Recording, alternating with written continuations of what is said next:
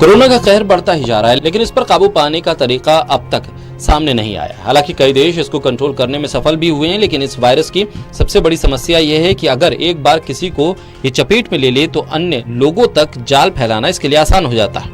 लेकिन कोरोना पर रिसर्च कर रहे Singapore national centre for infectious disease and academy of medicine यानी NCID ने दावा किया है कि वायरस की चपेट में आने के 11 दिन के बाद ज्यादातर मरीज दूसरे को इसका संक्रमण नहीं फैला सकते। यानी कि वैज्ञानिकों का मानना है कि कोरोना वायरस के मरीज 11 दिनों के बाद संक्रमण नहीं फैलाते हैं, भले ही वो 12वें दिन भी कोरोना पॉजिटिव ही बने रहते हैं। साथ ही लक्षण दिखने के 2 दिन पहले से ही कोरोना मरीज संक्रमण फैला सकते हैं। शोधकर्ताओं ने अस्पताल में भर्ती कोरोना संक्रमित 73 मरीजों पर शोध किया।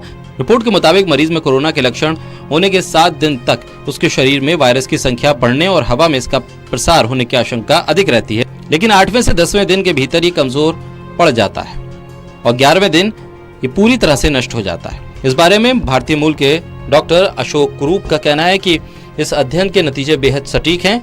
सिंगापुर में हुए शोध के नतीजे जर्मनी में हुए एक अन्य शोध से मेल खाते हैं। जर्मनी में हुए शोध में पाया गया कि संक्रमित होने के पहले 7 दिनों में तो मरीज के गले फेफड़े में वायरस की संख्या तेजी से बढ़ती है, लेकिन बाद में इसके प्रसार में गति कम हो जाती है और 11वें दिन खत्म होती है।